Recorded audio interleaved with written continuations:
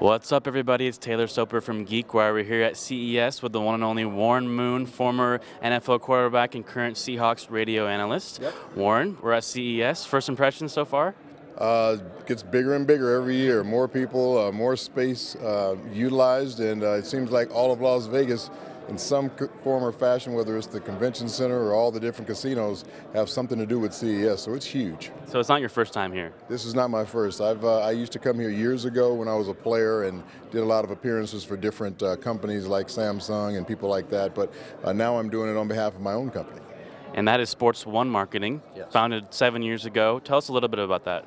Well, it's a marketing company that Dave Meltzer, my CEO, and I had an idea about when we were working with Lee Steinberg Sports and Entertainment, and we broke off from there to start our own, sports marketing and entertainment company. So what we do is we try and help companies or help individuals that want to get more involved, want to get more exposure in sports or entertainment. And we kind of sit down and map out a plan of what they're trying to do, what their objectives are, and then we go after it. And it could be anything from somebody having a sports-related product that we help them get to market. It could be a sports-related product that they need funding for that we go to VC firms, or it could be somebody wants to do an event that's sports-related, or they need athletes to come to their event. So it's a lot of different things, but it's very, very interesting. It's right up my line because sports has been my life, basically, and I get to be involved in sports on a day-to-day basis.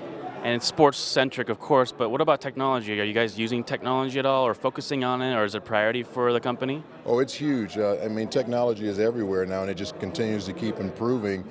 We've developed a aggregated marketing platform that we're using a lot with a lot of different companies that people are really excited about to try and maximize their marketing ability, their sponsorship ability, their ability to do giveaways and sweepstakes and things like that. And then you just use it in so many different products that come to us that people are trying to get to market, whether it's a concussion-related project. We work with a company called X2 Systems. They have developed a chip that they can put behind an athlete's neck that can kind of measure his concussive injuries throughout a football game. So technology is just a huge part of everything that's going on in all aspects of our world, but definitely in sports and entertainment. Yeah, let's talk a bit about tech in football, because there's so much happening at the intersection right now, whether it's the Surface tablets on the sidelines, you mentioned the concussion research. What do you think about the intersection? And it seems like we're just getting started.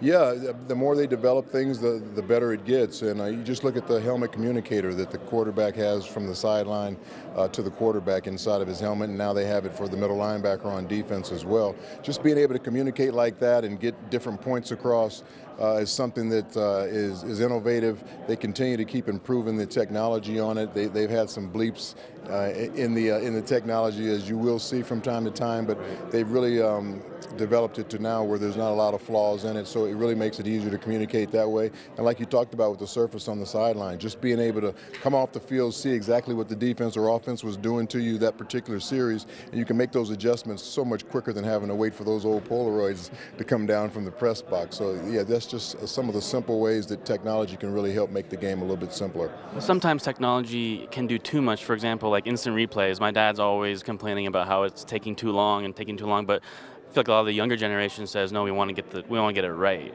So where do you see the balance of maybe too much technology getting in the way of, the value of the game, I guess? Yeah, sports is still a human played game, and officials are still humans. They're going to make mistakes just like players make mistakes with missing a tackle or dropping a pass. An official at times is going to make a mistake on a call. It's good to have instant replay there to sometimes back that up, but like you said, it's not a perfect science, so sometimes you even make mistakes even when you have the pictures there. So it's really hard to say what that balance is. Everybody keeps pushing for more instant replay in all types of different situations. I think it's fine where it is.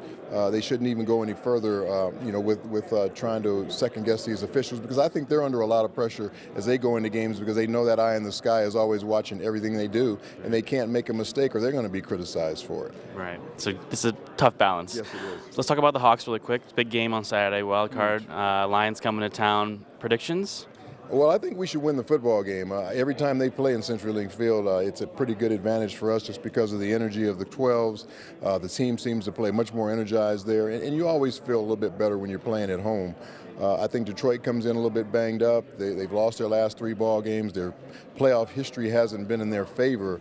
So all those things combined, the Seahawks better go out there and not take them lightly, because this is a team that has 8 come-from-behind victories.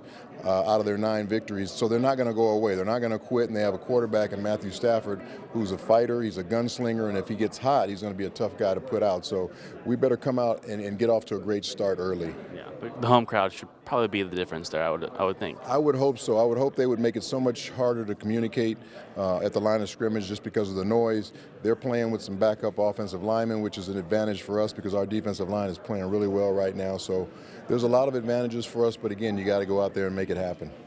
Big game. Tune in Saturday on the radio. Hear this guy. Warren Moon, thanks for talking with us. Thanks for being here.